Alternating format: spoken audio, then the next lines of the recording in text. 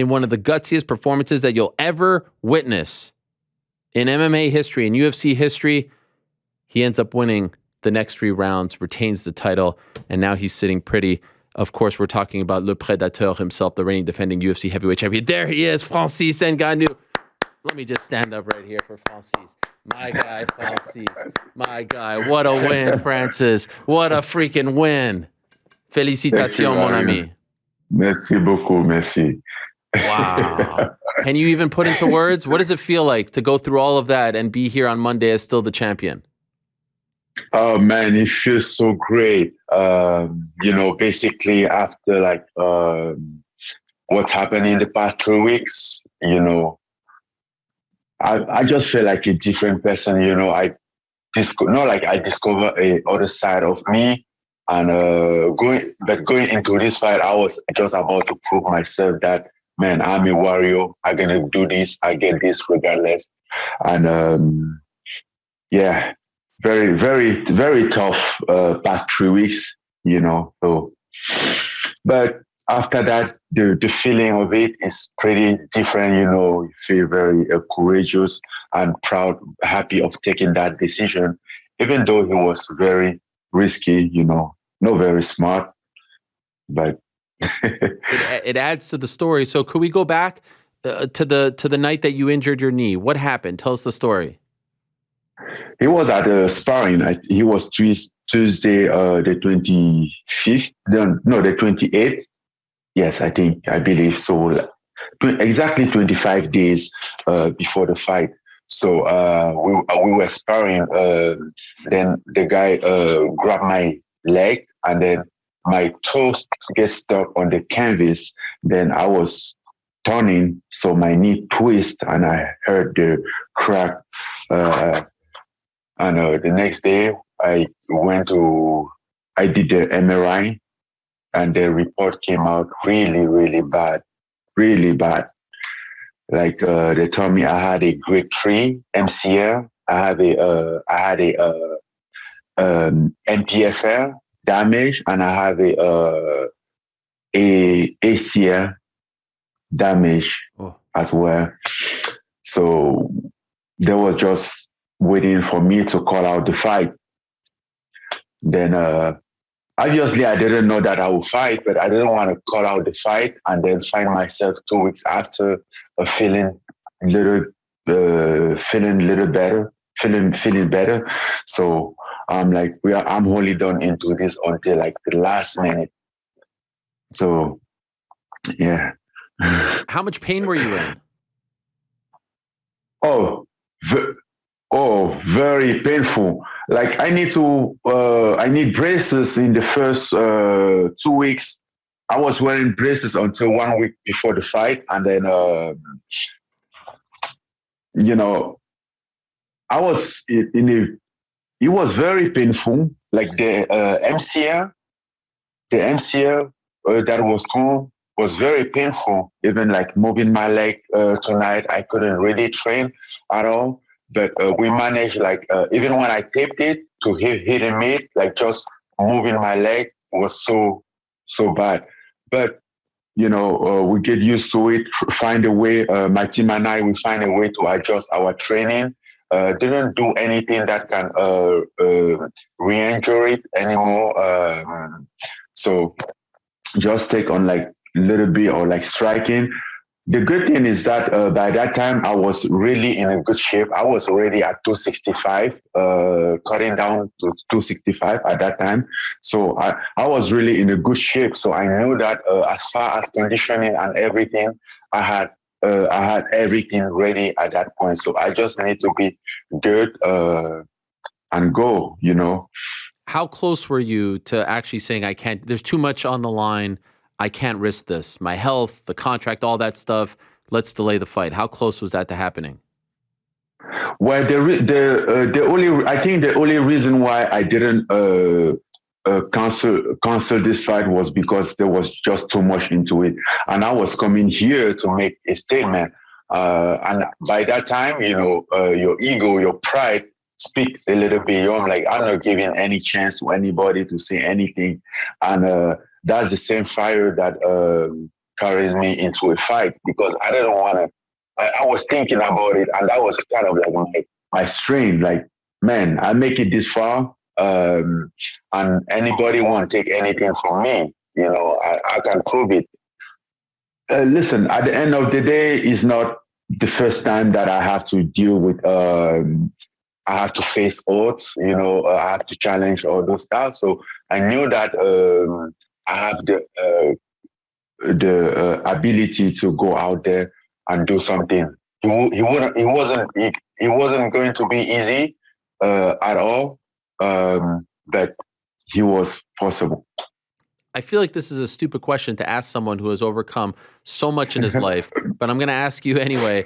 At any point in this process, did you feel like, man, this is just a lot? Like this, there was a lot of pressure on your shoulders. No one has really bet on themselves like this in recent UFC history. And then you add the injury and you add Fernand and you add Ciryl and all the stuff with the UFC. At any point, did it feel just like a lot going into the fight, pressure-wise?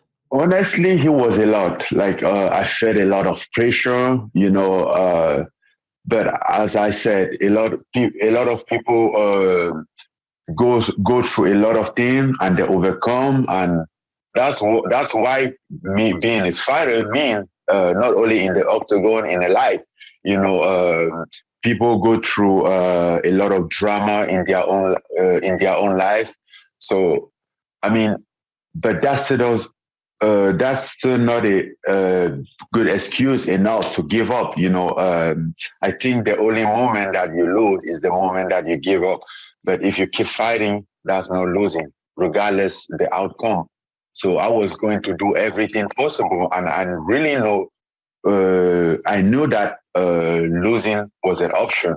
But at the end of the day, listen, I was I was in peace with myself, with what I have done, with the work that I'm putting. I'm like, I'm gonna give my best, and if at the end of the day, my best, doesn't provide me the result, but I'm check and make sure that I give everything. I'm okay with that. I don't care, and I know that I will overcome and come back from anything that could possibly happen at this time. I'm not afraid of challenges anymore at this point. Did the UFC try to fix the situation to give you a better deal before the fight so that you didn't go in on the last fight? Did any talks happen in the weeks leading up to it? Yeah. Yeah. But by that time, he was.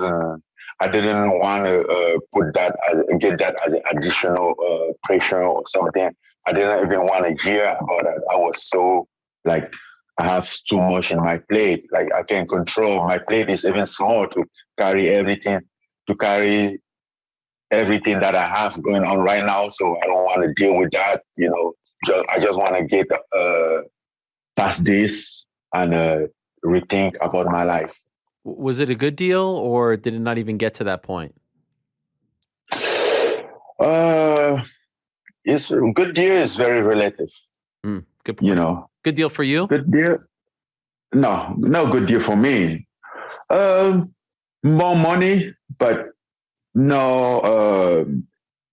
He didn't carry any of the claim that I have. No, really, not at all. So no, yeah, and the money was tempting. It was good, but this is not just about money. By this moment, I think it's a lot more than money. Like just the money cannot fix the situation. I do believe that. Dana White mentioned last week a bunch of times that he saw you at dinner. He was sitting next to you. It was just a coincidence, and you guys were able to talk. What is your take on that story? Is that true? Did you guys see each other at a dinner randomly? Yes. Yeah? Yes. It was true. We met at dinner, and it was like a coincidence, and we had a good talk. Like personal wise, we didn't get any business involved because we both know that our business situation is not really good. We just talk personally, respectfully, and that was it. Was it awkward last week in the hotel, in the buildup? You're there, you're doing media stuff. You're talking about, UFC finances. People don't talk about this stuff. You're doing the Daily Show with Trevor Noah, and you're putting a spotlight on stuff that people aren't really aware of outside of the MMA world? You're seeing maybe Fernand and Ciryl. Like there was a lot going on for you, Francis, last week. I don't know if you know this, but it was a lot. Was it awkward at all for you? Was it uncomfortable for you? There was a lot going on, and I knew that a long time ago. I've been preparing my mind. I've been visualizing the situation, and I was like, okay, maybe it's gonna even be like something like what happened in Madison Square Garden. Maybe they're gonna like make me go somewhere and film it and get us bust into each other, all those stuff. But at the end of the day, that doesn't matter because right here, the only thing who matters is the fight. You win this fight, he solves all your problems, So I really get focused into that. I didn't want to let any of that get into my mind because I know like most of this stuff was all about strategy to distract me. Like, I mean, they are no fool. They know that like if Francis good in his mind is a potential danger of everybody out there, even the evolution of the MMA, as they said, Francis is a danger for everyone. So they want to take your mind out of it, out of the most important stuff, and like distract you with all this thing. I'm like, you're not getting into me with this. Like, and by the fight week, I wasn't even frustrated or thinking about all those stuff anymore. I was very relaxed. I was very chill.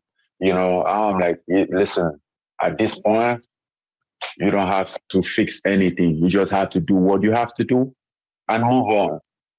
And, it works pretty good. It worked pretty good for me. Yes. And I'm building up to the fight here. There's just so much to ask you about. What's up? Can I just ask, what's up with this French media, Francis? Why are they disrespecting you like this? I see at the press conference, these guys, what's up with that? Why they don't accept you as one of the, what's happening over there? Oh, because I was fighting a French guy. So yeah, but you called France home too. I mean, you've always represented France, I think. Oh no, that's how it happened in France. In France, when you lost, you're Cameroonian. When you win, you're French Cameroonian or French. Gotcha. And this time, I was fighting a real French guy. So they built up the story of the villain and the good guy. I mean, it's just media. And after the fight, a lot of them they just changed their mind. Some people just wrote back an article like a French Cameroonian retained his title, all those stuff. It's media. You can't control that. But regardless of that, I know that I have a huge fan base in France. I have people in France who love me, and that's all that matters. That's all people that I represent when in France, my fans, my friends, those who even became my family, that's why I'm happy about France. It's not about media. Were you aware that come Saturday, a lot of people, Francis, started to hit me up. It was on Twitter. Oh, Francis might be hurt. Knee is messed up, all this stuff. Were you aware that it was starting to get out? And were you worried? I was aware.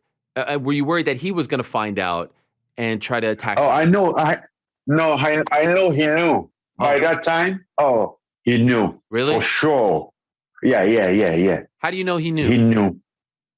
I knew. You think someone told him? Of course. Do you think the UFC told him? I don't know who told him, but I knew he knew. Okay.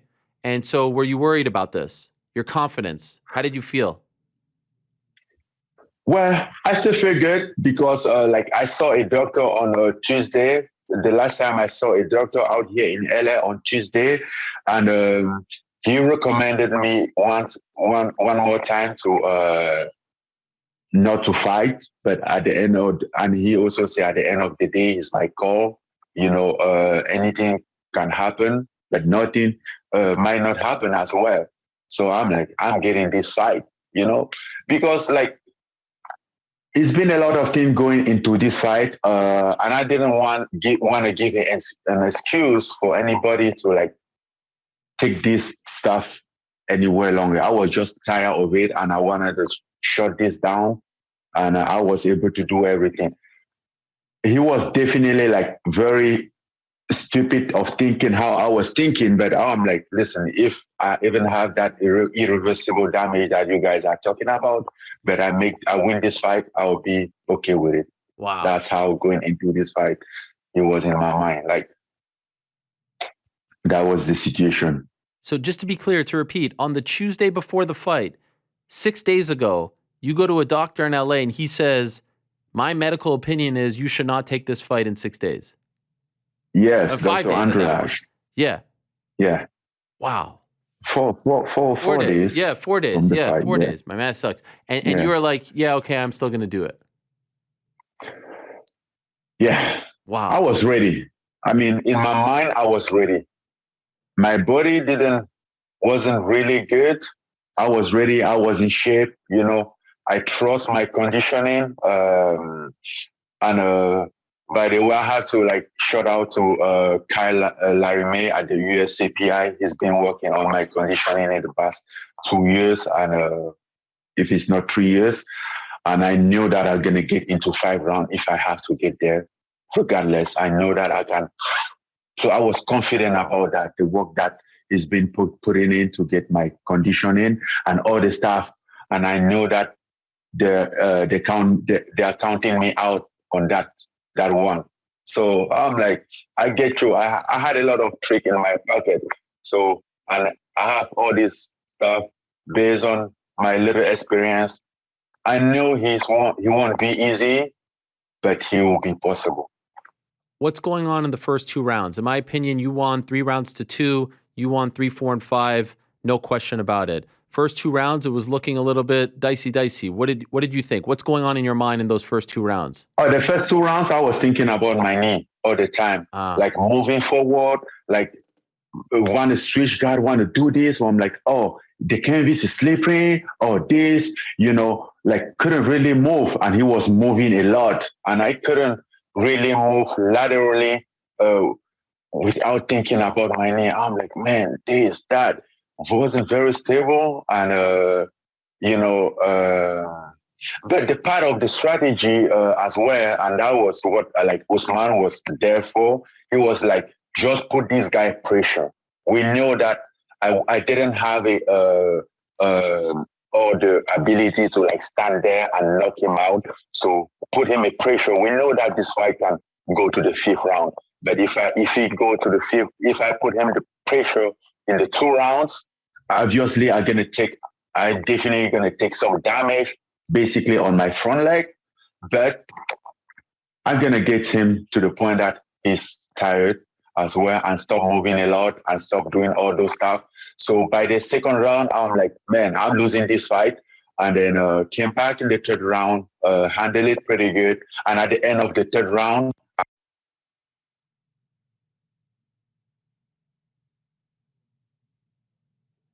oh, wait a second. We lost your audio, Francis. Can you hear me? Francis, all of a sudden your audio went out and we don't hear you anymore. I don't know, maybe it's the headphones? I see you perfect, but the audio just went out in your headphones. I don't know if it was the Oh, you back? I hear you now, I think. Can you say something? Can you hear me? Yeah, now I can hear you. The audio went out for just a quick second there. But I can hear you. You cannot hear me? No. You lost me. Let's see. You hear me? Hello? Do you hear me?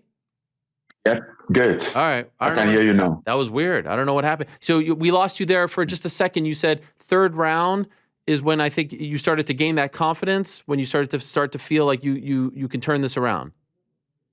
No, by the end of 10 round, I look at him. I saw me when I first tipped the first time. I'm like, this guy is done. Yeah. Wow. And he wasn't even able to listen to his coach. I was listening to his corner talk to him, and he wasn't reacting. I'm like, he's done. This exactly me when I first tipped the first time. That's the moment that I know that I won the fight. What a visual. End of the 3rd round. That is incredible. That's when you started, because you felt like you broke him with the takedowns? Oh, yes, he was broken. I could have tell. Like, I look him in his eye, I'm like, this is a done deal. Wow. How was your cardio at that point? Oh, I was good. I mean, I was definitely tired, but I knew like I was able to control my mind and to feel everything, but I knew like he wasn't able to do that anymore. He wasn't listening even. Wow. And you can obviously hear what they're saying, right? I mean, you understand what they're saying. Yeah. And what are you thinking when he goes for that leg lock in the 4th round? What's going through your mind? Oh, that was pretty. Yeah, that was pretty good for me because he was on my good leg, and I know that. And I was also tired too, so I was kind of like trying to like use the position, win on the time. And when he get that leg lock, I'm like, because he didn't have it, I was just making sure that he doesn't lock my hips. And as soon as my hips, as long as my hips is not locked, he couldn't lock my knee. He couldn't get a knee lock or something. So he was squeezing. I'm like, good, keep going, like keep going. This is how you lose energy. I was very like relaxing because it's gonna get him more tired. He's gonna give me more position. He's gonna lose hope. Basically, like when you have something like that, you think you have something, and then you finally lose it. You're like, damn, fuck, what the hell is this? And that was exactly the same thing. I was very happy at that moment. Like, so then it's 2-2 going into the 5th. And I posted this and I spoke to Eric, your coach, about it. I love when he said, I believe in you, MFer. I believe in you. We've been through so much. Like, it was just such a great moment and you freaking dug down deep and did it. Could you even remember that 5th round? I mean, that was clutch, man. I remember. I remember everything, even the 4th round. I remember, like, he was there talking and said, Dewey, do you have something? And Dewey would say, yes, this. Everything that they were saying, I was able. I mean, it's the first time that I was able to really understand like what my corner was saying all the time. Even during the fight, I was able to listen to both corner and very lucid about everything. Wow. You know, like they was talking.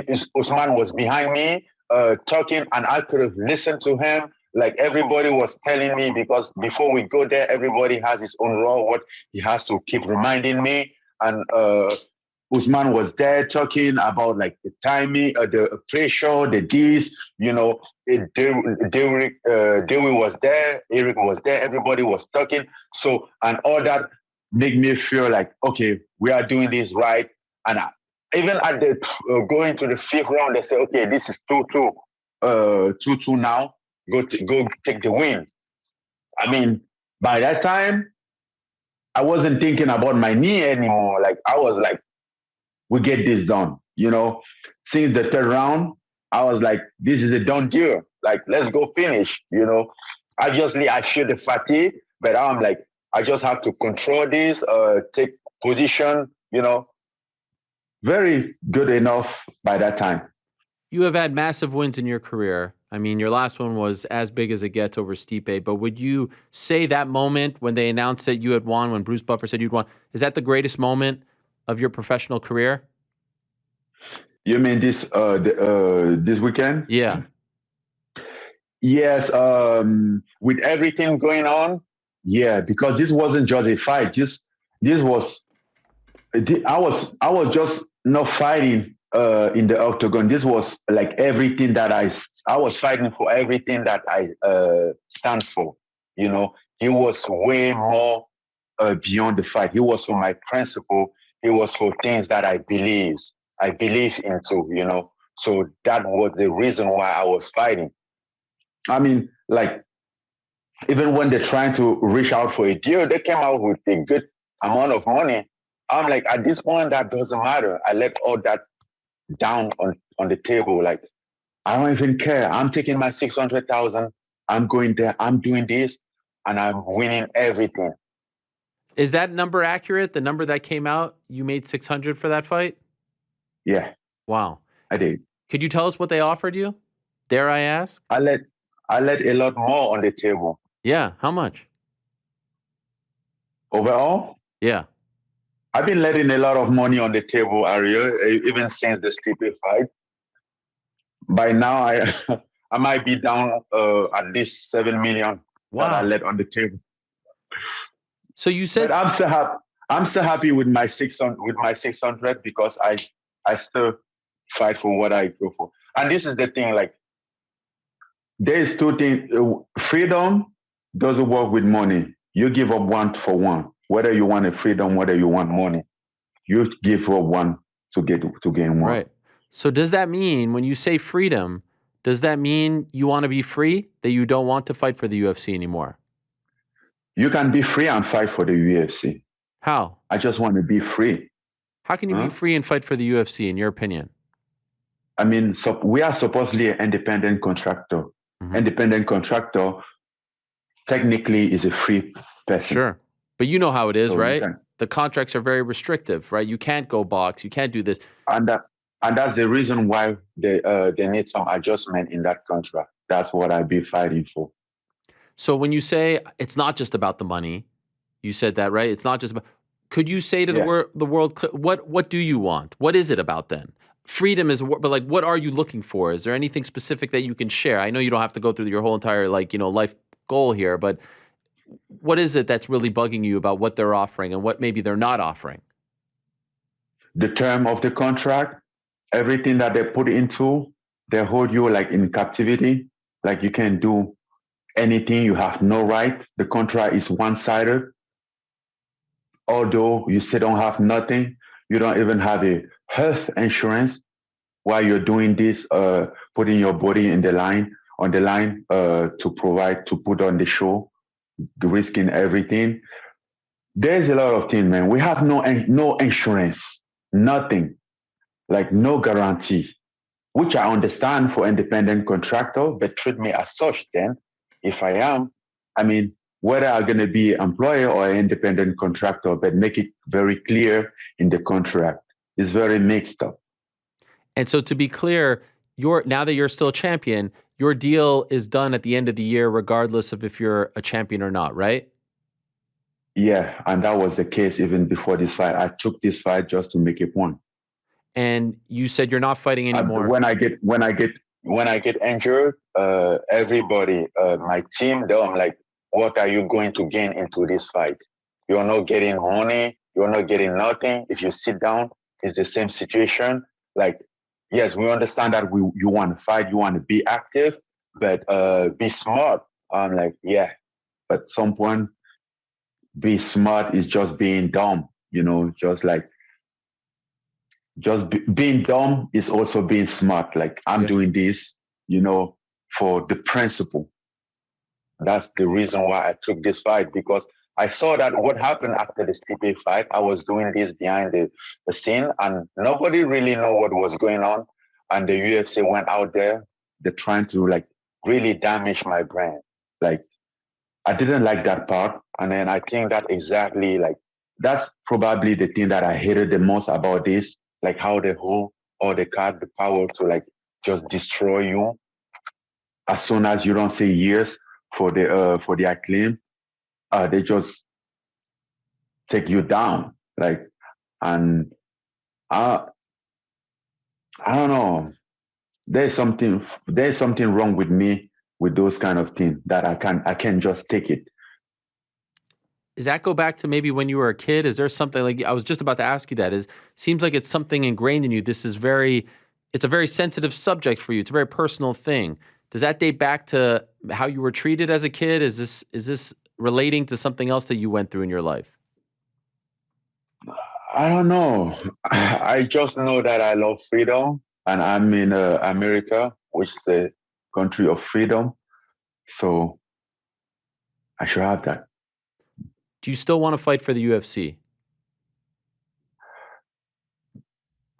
Good question. Do the UFC still want me to fight there? Do you think they do? Oh, you should ask them. They should be the one answering that question. But what about you? Do you want to fight for them? If they make things right, yes. But you are willing? That's all what I've been saying. Are you willing to walk away if necessary? I'm willing to do whatever it takes to get what I want. Listen, as I said, even before this fight, I walked into this fight. No, I could have lost this fight. But I reviewed everything. I reviewed everything. But in me, I'm like, if this is it, if this is the end, let it be on my way. It's gonna be on my way. I'm gonna make the call how he ends. He won't end on somebody's room. he will end on my own rules, And if this is the end, man, I'm happy. From where I came from, I have done a lot. Man. Some people might not see that, but I have done it, and I'm very happy about that. I'm proud of myself, man. You should Like, be. that might be my ego, but I'm proud of myself, of what I have achieved, and it's nothing, So, but I don't want all this to like take what I have or to change me, to change my principle. My principle is still the same as day one. And with that, with my principle, I will never be poor. But I can still have money being poor because I gave up all those stuff. Then I won't have any identity anymore. Did you notice that it wasn't Dana who put the belt around your waist when it happened? Yeah, I noticed it was.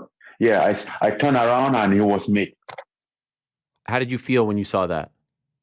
Oh, bro, I don't care about that. What's the difference? I make my point. Yeah. They could have even don't bring that belt. I would have be okay with.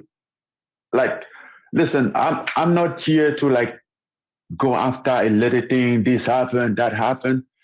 I'm happy. That's all what matters. So even him not showing I'm up to the press happy. conference, all that everyone's going crazy over this, it didn't bother you? I didn't even notice that he didn't show up in the press conference. Right. I mean, I don't make the call, and that doesn't bother me at all. I did what I'm supposed to do. I do my best to do it right and to do it in the best way. And that's all I know. Do you need surgery? I think so. I'm going to see a doctor today to clarify that. But they say my MCL can be reattached on his own, basically after the stem cell. But my ACL would definitely need a surgery. Wow. So I want to see if or if not. But yeah, I do need a surgery. That's for sure. But do I want to do it now? I will see. Why wouldn't you want to Yeah. do it? I don't know. It's a lot, man. It's gonna be a lot of months for recovery. Maybe I'm gonna take. I don't know. I want to do it, but right now, that's the question. Maybe after 1 month or something. Mm-hmm. How does it feel? But I definitely need a surgery. How does it feel like after the fight? Yeah. Because it said irreversible damage you can do. So like, how did it end up? Does it feel worse? No. A little bit, but not too bad. It feels like maybe he was 1 week and a half ago, but not even as he was in the beginning. So I didn't take any damage on it. Not a big deal, So yeah. But they said the ACL doesn't hurt. Like the ACL won't cause pain. The only thing that cause pain would be the MCL. So after the MCL, I'm gonna be fine. I mean, if I have to hold on to a surgery. I know how sometimes these things go. Someone gets a big win, they try to make a deal that night. Anything come up after the fight? Locker room, anyone come up to you? We're going to figure this out. We're going to make it right. What do you think? Anything happen after the fight? You mean after leaving the arena without putting the band on my waist and don't show up in the press conference? Yeah. Maybe Hunter. What do you think? Hunter, maybe. I don't know. No. No. I think nothing happened after the fight. Couple things happened before the fight, but nothing happened after the fight. On the Saturday morning, my manager received an anonymous message who was very weird. Like, we didn't know from who was that, but that message was very weird, very racist, insulting. Yeah, and I don't know if, yeah. Going into this fight,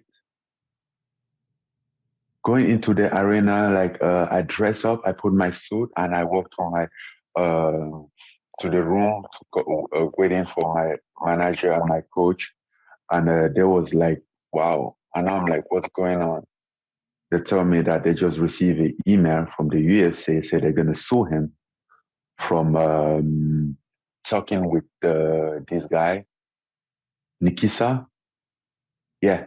Hmm. And I'm like, who is Nikisa? I'm like, no, they was telling me, I don't know him pretty much, but somebody from Jake bought him. And now I'm like, is it a promoter or something? Then I'm like, no. But once again, I don't know. So it doesn't look like they want to talk to me anymore. What? Wait. First of all, the text message that you just, Francis, this is crazy stuff here. I'm gonna let you go, I promise. But He's been a crazy stuff dude, since Markel yeah, Martin is a lot. your manager / agent. He posted Yes. the screen grab of this disgusting text message. This absolutely Oh, you racist. saw it? Oh, he posted it on his Instagram. I don't know if you saw that. Yeah. But just Yeah. That's what I'm talking about. disgusting, racist, horrible, and it seemed like they knew who he was, right? Because they referenced something maybe about like a previous job that he had or whatever, and it was from a 702 number, which of course is Las Vegas. Yeah, 702 Las Vegas. Yeah. What do you think about that? I don't know. I think somebody is very pissed off, which means we have been doing right thing. Do you have any guesses as to who it may be? No, Okay. I don't have any guess since I have any proof. And then as you're leaving to the arena, you guys get a letter that you're going to get sued? Email, sorry. Email that you're going to get sued because you were talking to Nikisa Bedarian, who's Jake Paul's business partner. Nikisa, you said, right? Yeah. The former about CFO. Boxing. About boxing? Yeah. Is that true? That's what this. What? Have you been talking to him about boxing? I don't know what the hell is this guy. First of all, you never met him. Secondly, he's not a. And second, I don't know him. I can recognize him if you put him in front of me. And secondly, like, he's not a promoter. I mean, and it's not like I can have a dialogue with people about boxing. I talk about boxing all the time, but I mean, man, yeah.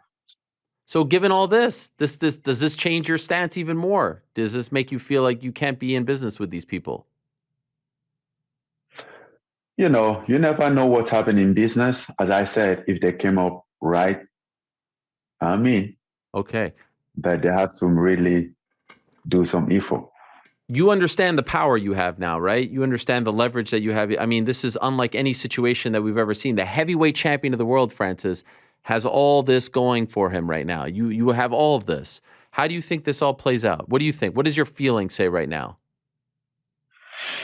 Man, I don't know. I just know what I want. And I know at some point or one way or another, I always have what I want.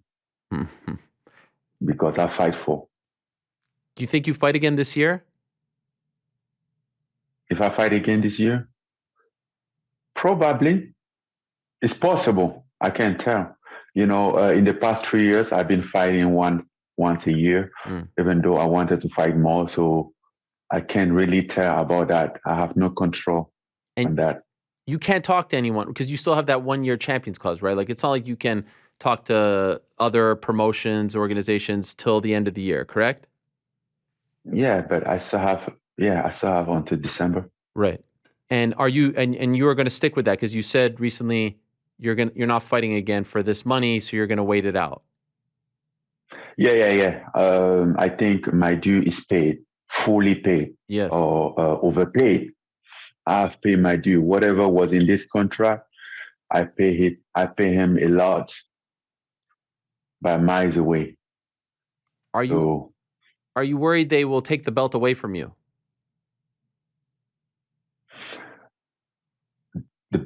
They can't.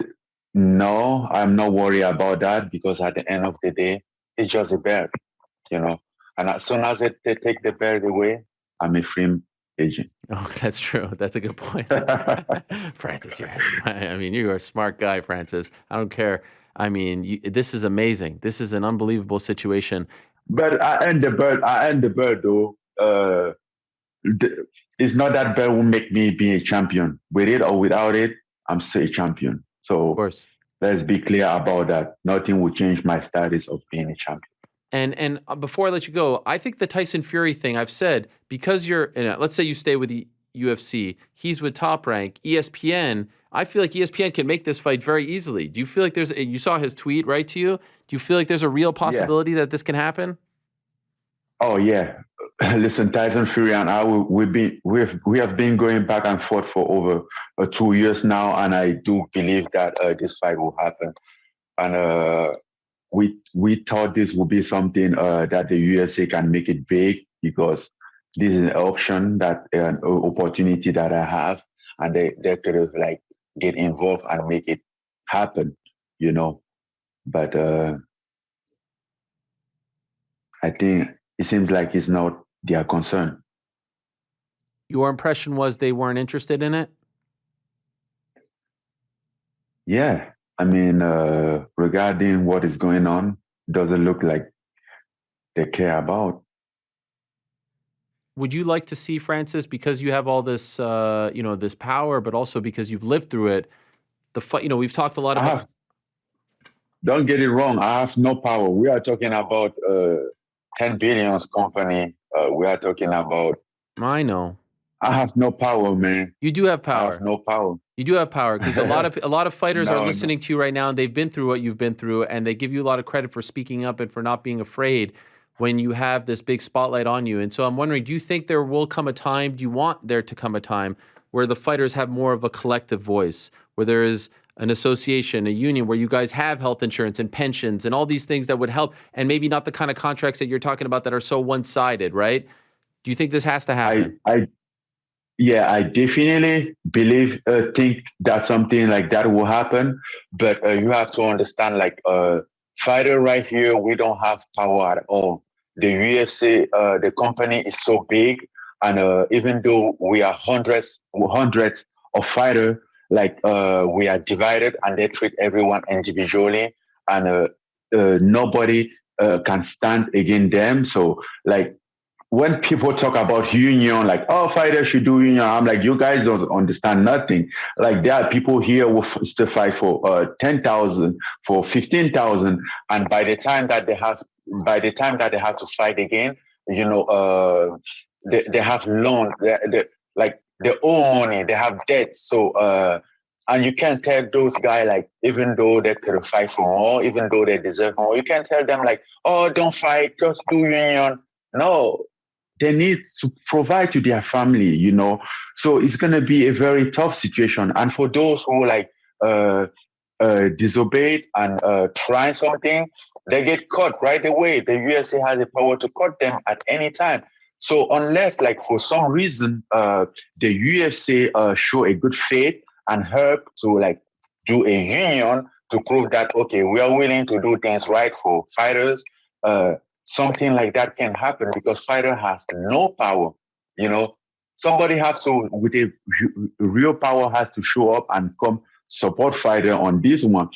Many hundreds of fighters out there, they are just waiting for their next fight to get a check to be able to pay their bills, because even though they might be there for years, they give themselves up for this every day, but they can't even sustain their daily basis life. Some people still have to get a side job. So how do you gonna ask this guy to sit down for a union or for this, and you can't blame him, because the city is forced to do that. He doesn't have any choice. He doesn't have any power. He doesn't have any option, and pay his contract. And that's what has to be fixed. Did you see John Jones's tweets? I think John Jones is passing by like a car on the boulevard, so it's really hard to follow. You don't think he really wants to fight you? I don't know. At this point, I don't know. And even though I would like to have that fight, like, at this time, I don't want anything to be like a string attached. As long as I want everything, I don't want anything to hold me. into my principle to like get me out. Yes, to like take me off my position of what I want. Yes, the John fight, but at what cost? Right. What is the price that I have to pay for that fight? That's the problem. And you're not even like I saw someone ask you at the press conference, oh, the money is like, even if it's 10 million, it doesn't matter for you if it's 10, 20 million. There's the other things that are bothering you, right? It's not just about that anymore. Yeah. Right. No, it's not about that. He hasn't been about that anymore. Like I've been in this, they put me in this position, and I felt powerless for so long, and I realized that this shouldn't happen. This is not right, and it shouldn't be happening. Even before after the GTS fight, they wanted me to sign a contract, and I didn't want to sign a contract by that time, and they just started to freeze me, like put you down for 10 months, 11 months, get you go out of money. They know you're going to go out of money because they know exactly how much you're making, and they know that you can't go so very far with that money. And they will just like, oh, a new deal, kind of like a way of forcing you to sign a new deal, the way that they operate, which is something that I can't comply to. Is that when you started to realize that this was... Oh, yeah. I know. Okay, that was the turning point. This been going on for over 2 years. Wow. Last question for you, Francis. Thank you so much for the time. Really, you've given us too much time here, and I really appreciate it. Ultimately, could you tell the world, can you tell anyone who's listening, what does Francis want to happen in the next year? What if you could paint the perfect picture, what would it be? The perfect picture, I think, is you mean for me, or yeah, for you? What do you mean? For you. I think it's the better contract structure. Mm-hmm. Structure. That's the key word. Yeah. You going to get a parade back home in Cameroon again? That's unavoidable. They have been calling me already. That's right. When are you going back? Yeah. I don't know yet. It's depend on what the doctor will say on my knee. Okay, so you'll find out today. Everything depends on that. Yes. Otherwise, I would have been in the airport by now. Oh, okay.